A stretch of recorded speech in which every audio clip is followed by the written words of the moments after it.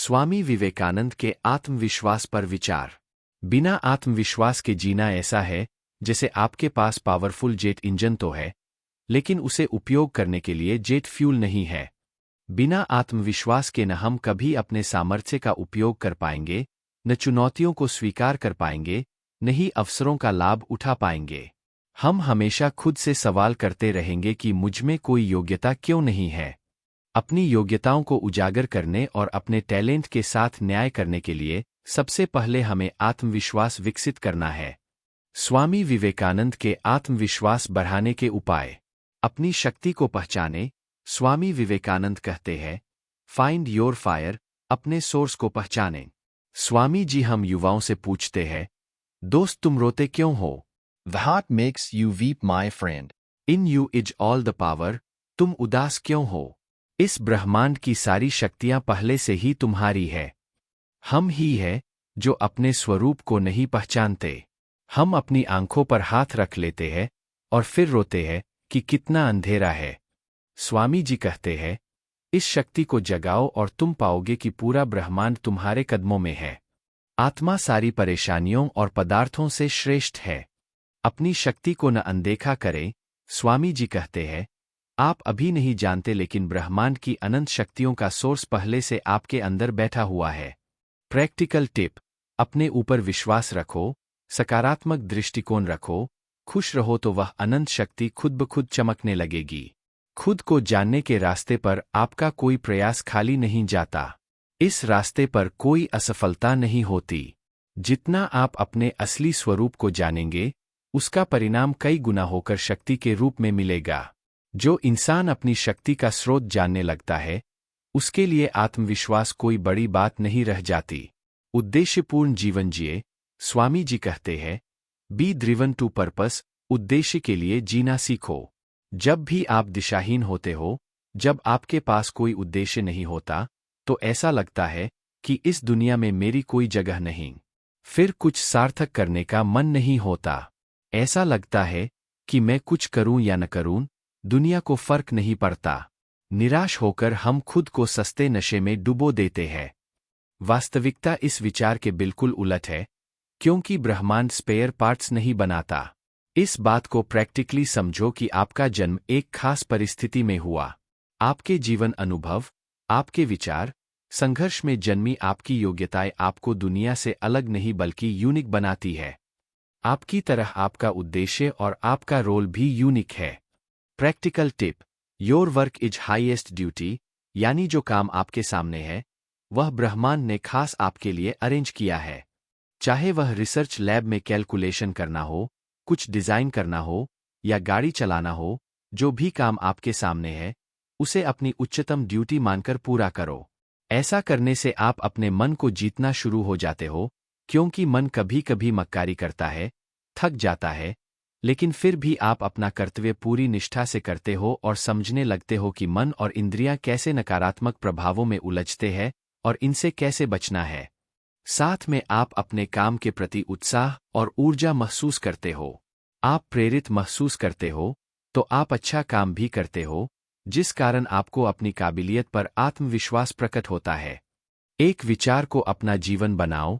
स्वामी जी कहते हैं, एक विचार को अपना जीवन बनाओ, उसी के लिए जियो, उसी के सपने देखो, उसके विजन को अपनी रग-रग में बसाओ और बाकी सब विचारों को छोड़ दो। उसके बाद सफल होने से आपको कोई नहीं रोक सकता। हमेशा सक्रिय रहें। स्वामी जी कहते हैं, ऑलवेज बी इन एक्शन, आप इस संसार में कर्म करने के लिए आए हो। खाली बैठना, समय खराब करना आपके स्वभाव के विपरीत है।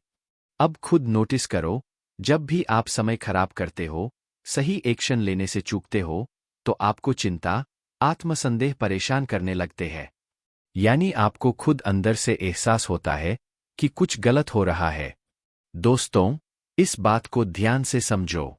आपको ब्रेक लेने की, नप लेने की, शांत बैठकर ध्यान करने की जरूरत है, लेकिन निरर्थक खाली बैठने से, टाइम पास करने से आप अपनी ऊर्जा को नष्ट कर देते हो।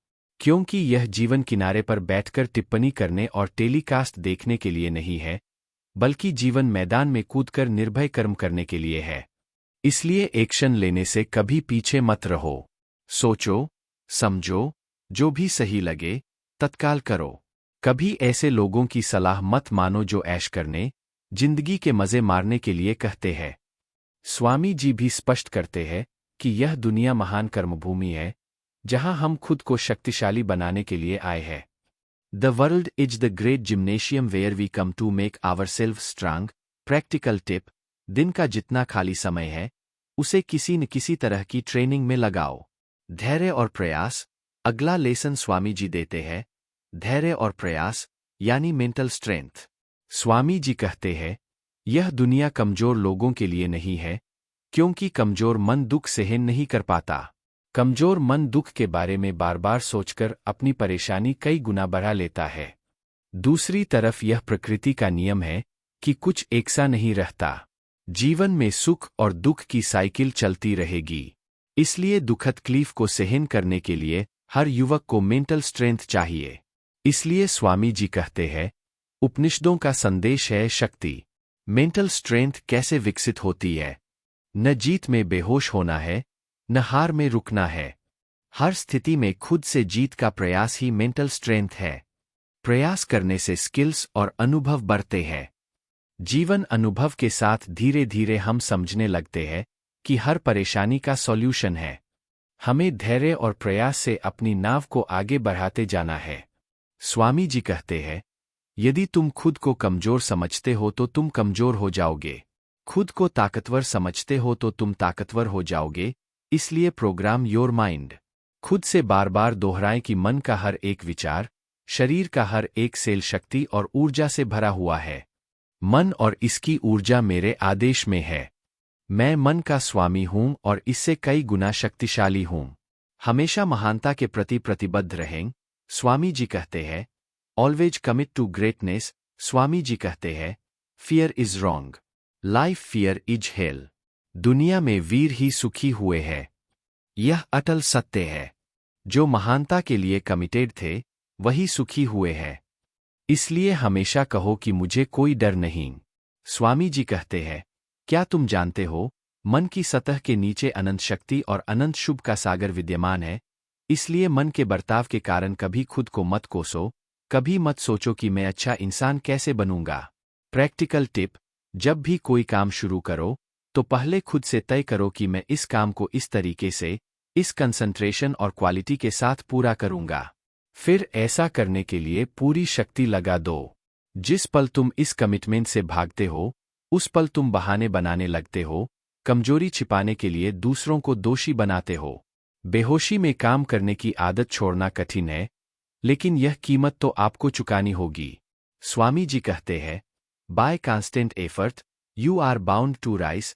हमें उपनिषद सिखाते हैं कि ना तो आलसी और ना ही भाग्य पर रहने वाले लक्ष्य को प्राप्त करते हैं। इसलिए व्यक्ति को निरंतर प्रयास करना चाहिए। निरंतर प्रयास से आपकी उन्नति तय है।